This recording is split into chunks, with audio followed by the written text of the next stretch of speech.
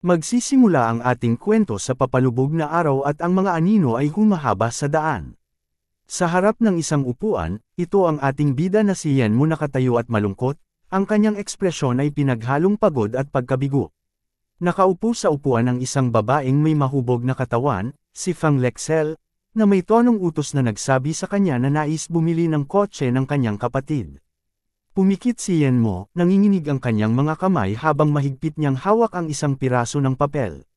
Sa mabigat na buntong hininga, inamin niyang wala na siyang natitirang pera. Biglang tumayo si Fang Lexel, naglalagablab ang mga mata sa galit, at tinanong kung ano ang nangyari sa kanyang sweldo para sa buwang iyon. Sinabi pa nito na ibenta niya ang lahat ng walang kwentang gamit na meron siya para makakuha ng pera. Ngunit nang saliksikin niya ang mga bulsa ng ating bida at matuklasang walang laman, lalo itong nag-alab sa galit. Walang alinlangan, sinampal niya ito sa mukha. Inangat ng ating bida ang kanyang ulo, labis na nasaktan, habang tinawag siyang basura ni Fang Lexel, na may pang-uuyam na tinanong kung saan niya itinago ang pera. Sa halip na magalit, naglabas si Yenmo ng mapait na tawa. Ang kanyang boses ay puno ng pang-aasar habang sinasabi niyang lagi na lang itong humihingi ng mas marami. Sa galit, dinampot ni Fang Lexel ang isang baso ng tubig at ibinato iyon sa ating bida, isang tagpo ng ganap na kahihiyan. Samantala, ang eksena ay halos mukhang isang obra maestra, basag ang baso sa sahig. Ang tensyon ay ramdam na ramdam. Tinawag ng hanggal si Yenmo na isang talunan, at tinanong kung paano siya nagkaroon ng kapal ng mukha na tumawa sa kabila ng pagiging walang kwenta niyang buhay. Tinuyuan siya nito, sinasabing isa siyang lalaki na narating na ang pinakailalim, isang taong wala nang natitira. Ngunit sumigaw si Yenmo, isiniwalat na sa buwan lamang na ito, ginamit ng kanyang mga magulang ang kanyang pera upang bumili ng bahay at kotse. Kahit pa umano kumita siya ng 100 milyong piso bawat buwan, hindi yun magiging sapat upang masiyahan ang walang hanggang kasakiman ng kanyang pamilya. Hindi nagpaapekto si Fang Lexel at itinanong kung ano ang ibig niyang sabihin sa kanyang pamilya, na nagtatanong kung hindi ba niya itinuturing na sila ay iisang pamilya. Inakusahan siya nitong malamig ang puso at tinanong kung bakit tila wala siyang pakialam sa pamilya. Tumawa si Yenmo ng may kapaitan at sinabi sa kanya na magpunta siya sa impyerno kasama ang kanyang katawa-tawang ideya ng pamilya. Idineklara niya na pagod na siyang gamitin at sipsipin ng mga ito hanggang sa wala nang matira sa kanya. Si Fang Lexel, na tila walang pakialam, ay sumagot din ng malamig, sinabing kung iyon ang nararamdaman niya, maaari siyang mamatay ng 100 beses para sa lahat ng kanyang malasakit.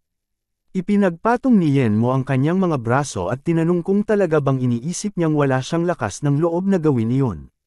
Ngumisi si Fang Lexel, ang kanyang boses puno ng pang-uuyam, at sinabing gusto niyang makita itong mamatay, ngunit hindi muna bago siya bumili ng insurance sa buhay, upang kahit papaano ay makuha niya ang halaga nito bago ito mawala. Ngumiti ng madilim si Yenmo, sinabing si Fang Lexel talaga ay matatag na babae. Pagkatapos, tumalikod siya at tumakbo patungo sa bintana. Sumigaw si Fang Lexel sa kanya, ngunit tumalon na si Yenmo papunta sa hindi alam. Sa kalagitnaan ng kanyang pagbagsak, naisip niya kung ito na ba talaga ang katapusan ng kanyang buhay. Biglang lumipat ang tagpo sa ika-1 ng Hulyo taong 2009. Damilat si Yenmo, lutang at litong-lito. Nakatayo sa harap niya ang isang babaeng maiksi ang buhok, nakataas ang mga braso, at tinanong kung bakit bigla siyang lumuhad sa sahig. Ang isang lalaking blondie sa tabi ay tumawa at tinanong kung tradisyon ba ng pamilya nila ang lumuhad kaagad pagpasok ng pinto. Damilat ang ating bida, dahan-dahang binabawi ang kanyang diwa, at napagtantong buhay pa siya. Ang matalim na tingin ng babaeng maiksi ang buhok ay nagbigay ng duda sa kanyang katinuan. Tumangala siya at tinawag itong nanay. Sa Tsina, kapag ang isang lalaki ay nagpakasal, karaniwang tinatawag na niya ang nanay ng kanyang asawa na nanay. Ngunit agad siyang pinigilan ng babae, sinabing maaari lamang siyang tawagin ito kung magdadagdag siya ng 40,000 sa kasalsambit ng merits na mukhang pera. Nabigla ang ating bida, biglang sumiklab ang lahat ng alaala, nangyari na ito 8 taon na ang nakaraan. Noong panahong iyon, nang alukon niya si Fang Lexel ng kasal, humingi ang pamilya nito ng 40,000 bilang dote. Sa kalaunan, ang halaga ay lumobo sa 400,000. Ang nanay ni Fang Lexel ay nagtanong kay Yen Mo kung talagang handa siyang bayaran ang presyo, at kumislap ang kanyang mga mata sa kasakiman. Tumayo si Yen Mo at, sa bagong tapang, idineklara na wala siyang balak na pumayag sa ganoong bagay. Napasimangot ang nanay ni Fang Lexel, nagtatanong kung iniisip ba niyang hindi sulit ang kanyang anak sa 1 milyong piso. Nanatiling tahimik si Fang Lexel, ang kanyang ekspresyon puno ng pagkabahala. Ngunit nanindigan si Yen Mo, at sa isip sinabi niyang sa kanyang nakaraang buhay, inubos ng pamilyang iyon ang lahat ng kanyang ari-arian hanggang sa siya ay namatay na lamang sa isang hukay. Hindi na niya uulitin ang parehong pagkakamali. Inakusahan siya ng nanay ni Fang Lexel ng pagiging walang puso, tinanong kung paano niya magagawang tumanggi. Sinabi nito na mahirap ang pagpapalaki sa kanyang anak, at karapat-dapat lamang na humingi ng kabayaran ang kanilang mga kamag-anak. Tinanong ng ating bida kung ano ang makukuha ko sa pag-aasawa sa kanilang anak at isang taunang kapatid na lalaki na palaging humihingi ng pera. Ang blondie, labis na niinsulto, ay tumayo at tinanong kung sino ang tinatawag na talo. Ang bida, walang awa, sinabing siya iyon, isang taong hindi man lang kayang kumita ng sapat para pakainin ang sarili. Sumugod ang mayabang para suntukin ang ating bida, ngunit si Yen Mo, na naalala ang tagpong ito mula sa kanyang nakaraang buhay, ay handa na. Itinulak niya ang ulo ng lalaki laban sa semento, ikinagulat ng lahat. Sumigaw ang nanay ni Fang Lexel, sinabing pakawalan si Xiao Yu, na tinawag nitong pamilya. Ngunit si Yen Mo, na matatag at walang takot, ay tumugon na hanggat hindi pa sila kasal, wala ni isa sa kanila ang kanyang pamilya. At idineklara ni Yen Mo na simula ngayon, wala na siyang kinalaman sa pamilya ni Fang Lexel. Tinanong ni Fang Lexel kung ang kanilang relasyon ay hindi ba mahalaga kaysa sa pera. Itinanong ng ating bida kung naisip ba ni Fang Lexel kung gaano kahirap ang pagsusumikap sa pagtatrabaho ng kanyang mga magulang upang makabuo ng 250,000. Sa bulong sa sarili ng kanyang nakaraang buhay, naalala ni Yen Mo na para sa dote, wala nang magawa ang kanyang ama kundi umasa sa pagbili ng tiket sa loto.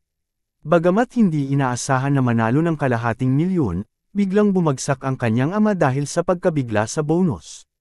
Umalis si Yen Mo, sinasabing ang tunay na kailangan ni Fang Lexel ay isang, maperang baka nagagatasan, at hindi ako yun boy.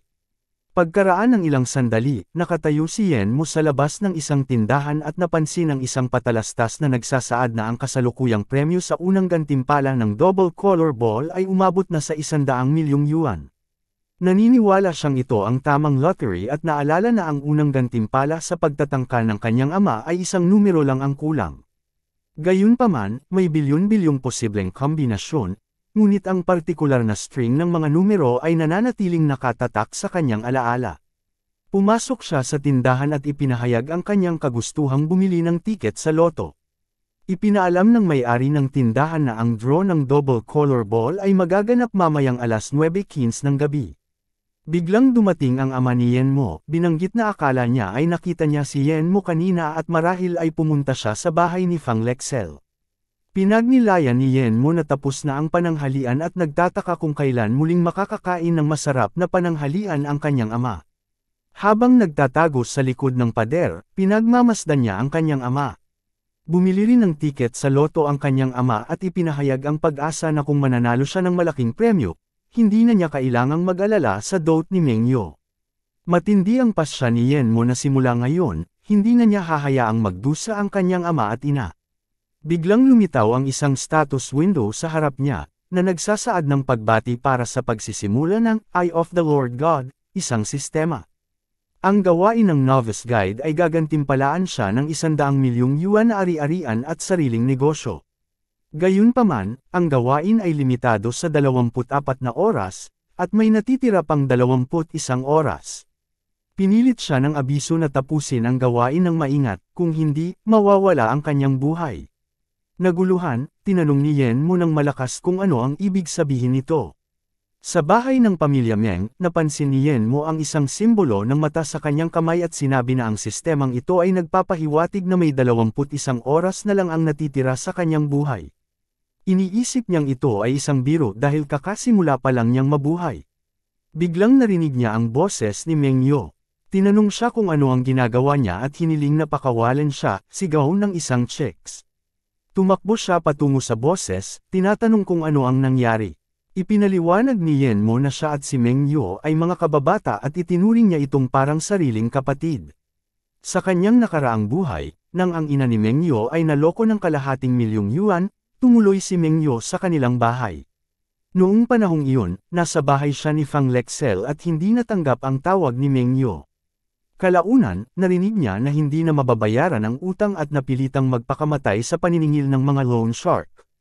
Idineklara ni Yenmo na sa buhay na ito, paprotektahan niya si Mengyo. Samantala, may mga nag-aalboretang lalaki na nanggugulo kay Mengyo. Isang lalaking may dilaw na buhok ang nagsabi na pwede siyang sumigaw dahil gusto niyang makita kung sino ang magliligtas sa kanya. Biglang dumating si Yenmo at sinuntok ang mga ito, sinasabing bitawan siya. Niyakap siya ni Mengyo, at tinanong niya kung ayos lang siya. Tinanong ng lalaking balasubas kung paano naglakas loob si Yenmo na saktan siya. Lumapit ang lalaki mula sa likuran upang hampasin si Yenmo, sinasabing baka napapagod na si Yenmo sa buhay. Hinawakan ni Yenmo ang braso ng hanggal at iniikot ito, at tinanong kung paano niya nagagawang tawaging sarili niyang Heavenly Fathers, sa ganoong klaseng kakayahan. Nagsimulang magreklamo si Tanda na masakit ito at nagmakaawa na siya ay pakawalan. Sinabi ng lalaking may dilaw na buhok na sinaktan ni Yenmo ang kanyang kapatid at kailangang patayin siya ngayon. Idineklara ni Yenmo na ang habol ng mga lalaki ay pera at kung susubukan nilang kumilos pa, hindi nila makukuha ang pera. Tinanong niya kung may pera sila. Nagtanong ang balasubas at kinutya ang ating bida. Sinasabing mukhang mahirap si Yenmo at hindi nagugutom ang kanilang boss para sa pera. Hinamon siya ni Yenmo, tinatanong kung alam ba nila kung gaano kalaki ang kalahating milyong yuan. Inihalin tulad ang lalaki sa isang oso, tinanong niya kung kaya pa ba nilang maglabas ng ganoong pera.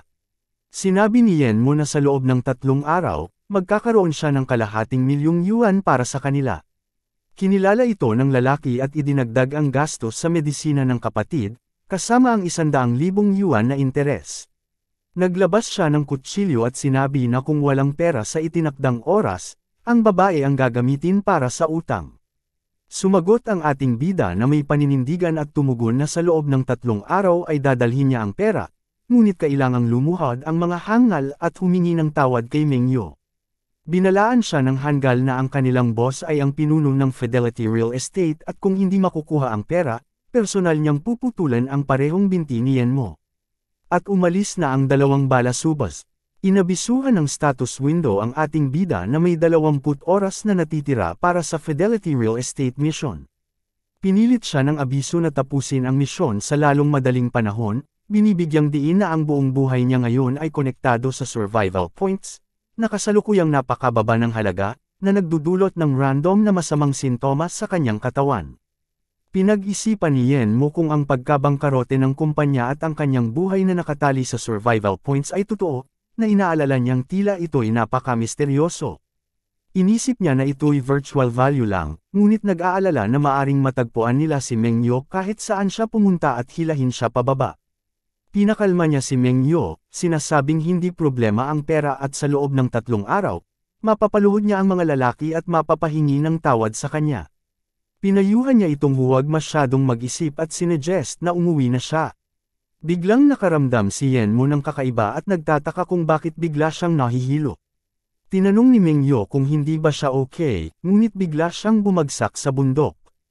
Nag-aalala, tinanong siya ni Mengyo kung may sakit ba siya. Ipinaliwanag ni Yenmo na hindi ito sinasadya, baka hindi siya kumain sa tanghali at medyo nanghihina siya. Walang sinabi si Mengyo at nagpasya siyang kumuha ng makakain para kay Yenmo. Tinitigan ng ating bida ang kanyang kamay, iniisip kung ito ba ay random na masamang sintomas at napagtanto na ang sistemang ito ay tunay na nagdidikta ng kanyang buhay. Matapos ang ilang sandali, nagtipon ang lahat ng miyembro ng pamilya Fang na mga parasite.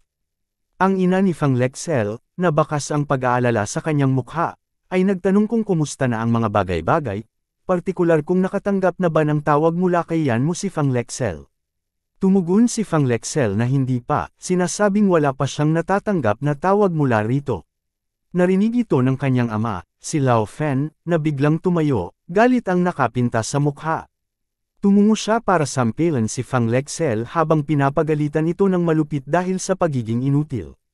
Binatikos niya ito, sinasabing hindi man lang nito kayang kontrolin ang isang lalaki, at tinanong kung ano pa ang silbi ng pagpapalaki sa kanya. Bago pa lumala ang sitwasyon, pumagitna ang kanyang ina. Bakit ka nagmamadali? Tanong ng kanyang ina, sinusubukang pakalmayan ito. Hindi mo ba napapansin na may kakaiba sa atmosfera ngayon? Bahagyang hamupa ang galit ni Lao Fen at umamin na tila may kakaiba nga.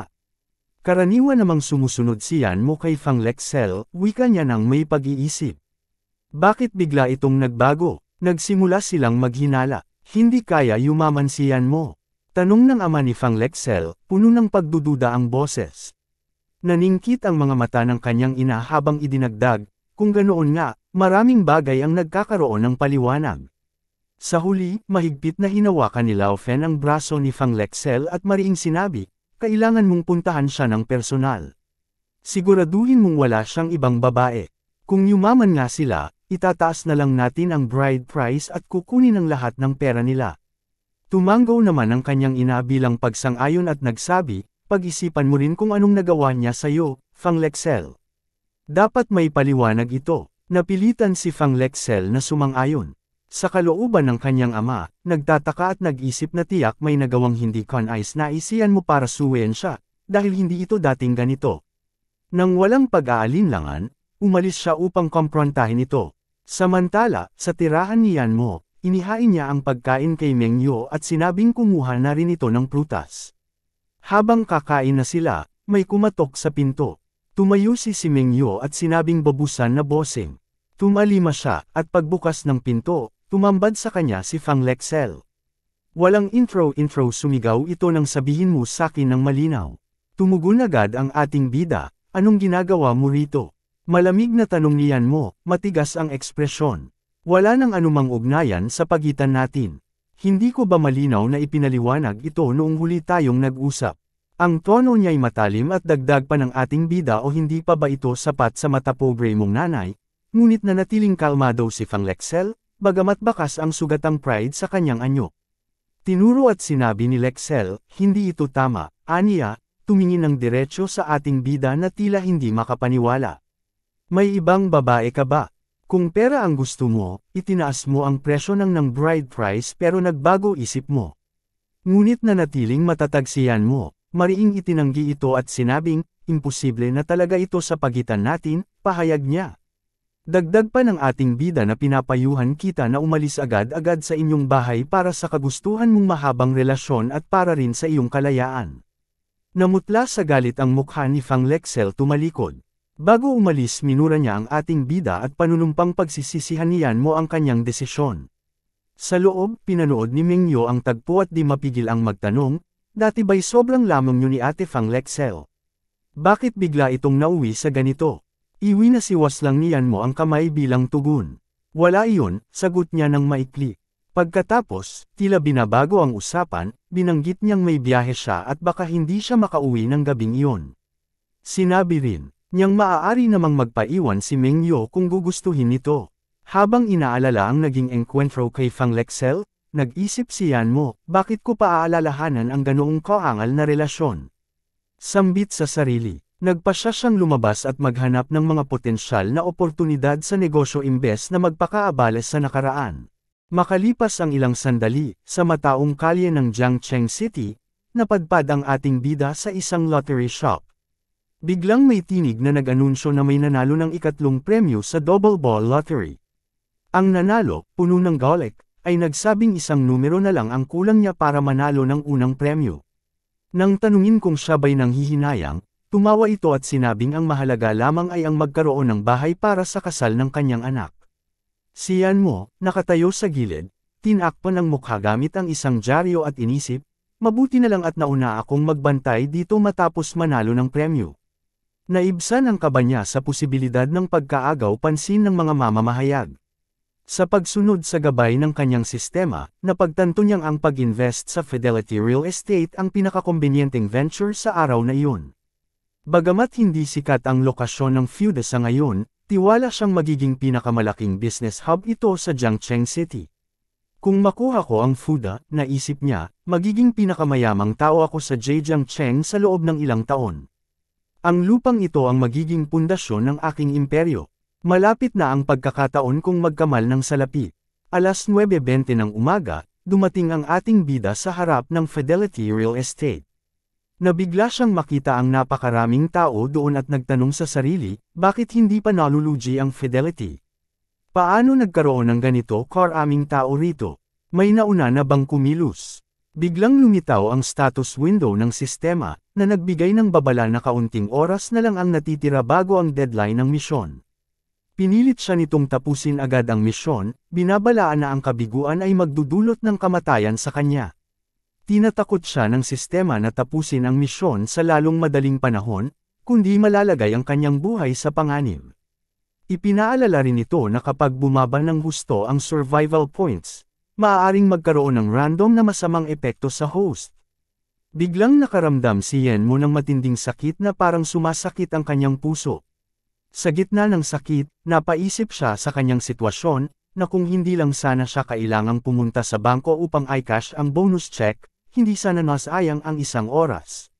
Sa mga oras na iyon, may dumaan na 2 trabahador na sumisigaw, "Tabi kayo."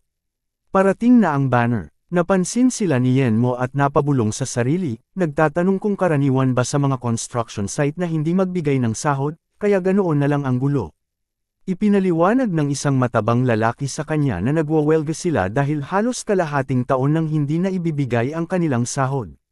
Isang tao pa ang nagsabi na narinig nila na tumakas na ang malaking boss dala ang pera, at si Kung Rui, ang pangalawang boss, ay malaki ang lugi, pati na rin mga pagkamatay, kaya wala ng pondo para sa sahod. Nanghihingi sila ng paliwanag at ng kanilang karampatang bayad. Nagtanong si Yenmo kung totoo ba ang balitang tumakas ang malaking boss. Kinumpirma ito ng lalaki, sinabing galing mismo sa loob ng kumpanya ang impormasyon. Ipinaliwanag din na pumunta si Kung Rui ngayon, kaya hinarangan ng mga manggagawa ang daan niya. Nagpasalamat si Yenmo sa impormasyon at umalis, iniisip na may natitira pang wala pang 1 oras para mabuhay siya. Ayaw niyang mamatay ng maaga, gusto pa niyang mabuhay. Sa labas, malakas na sigaw ang maririnig mula sa mga nagwawelga, "Kung hindi mo kami babayaran ngayon, huwag ka nang umasang makakaalis ka rito. Kung may konsensya ka, bayaran mo ang mga manggagawang migranteng ito." Samantala, sa loob ng isang sasakyan, nakaupo si Kung Rui, ang may-ari ng Future Real Estate, kasama ang kanyang bodyguard na si Li Biao. Naiirita si Li Biao, sinasabing desperado na ang mga nagwawelga.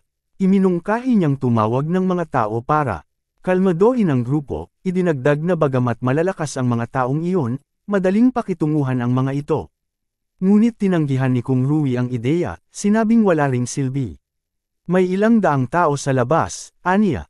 Kahit magdala tayo ng ilang daang tao para labanan sila, tayo pa rin ang mananagot sa anumang pagkamatay o pagkasugat. Biglang kumatok si Yenmo sa pintuan ng sasakyan. Naiinis si Li Biao at tinanong kung ano ang gusto niya. Inanunsyo ng status window kay Yenmo na 25 minuto na lang ang natitira sa task countdown. Pumasok si Yenmo sa sasakyan. "Sino ang nagpasok sa'yo? Lumabas ka," utos ni Li Biao. Kalma lang na hinarap ni Yenmo si Kung Rui. "Ako si Yenmo, may negosyo akong gustong pag-usapan sa'yo." Sabi ng lumabas ka. Ulit ni Li Biao, nagbabanta ng masamang mangyayari. Hindi siya pinansin ni Yenmo at sinabi, "Ang sasabihin ko ay magtatakda kung ang nalalabi mong buhay ay gugugulin mo sa kulungan. Sigurado ka bang gusto mo akong paalisin?" Ipinaliwanag niyang tulad ng mga manggagawa sa labas, nandito rin siya para pag-usapan ang pera.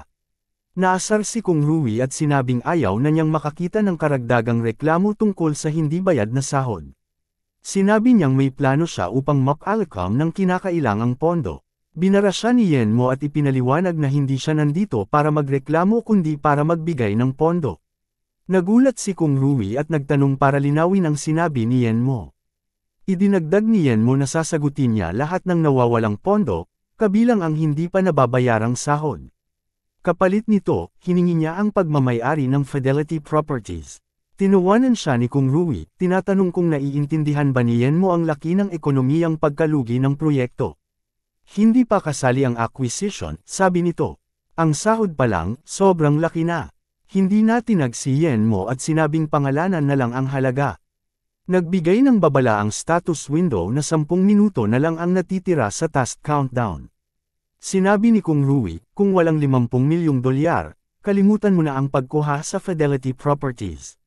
Tumugon si Yen Mo, 50 milyon lang.